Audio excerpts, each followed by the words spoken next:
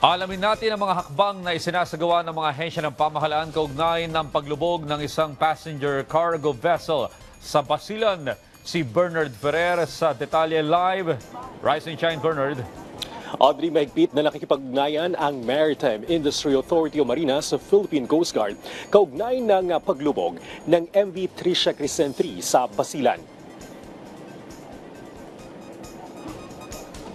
Batay sa paunang impormasyon, nasa loob ng itinakdang passenger capacity ang passenger cargo vessel na MV Tricia Crescent 3 nang mangyaring insidente. Patungo sanang barko sa Hulusulu nang lumubog sa hilagang silangan ng Baluk-Baluk Island sa Basilan.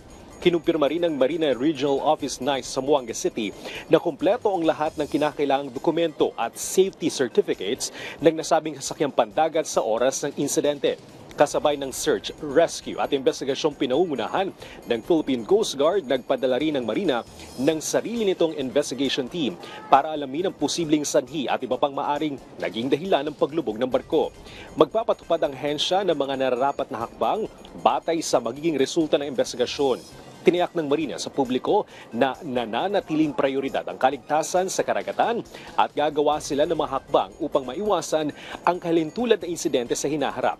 Samantala, nilinaw ng PCG na mula sa orihinal na 359 na pasahero na nakatala, 344 lamang ang aktual na sakay ng MV Tricia Crescent 3 matapos mapagkalamang 15 sa mga nakalisang pasahero sa manifesto ay hindi sumampa sa barko.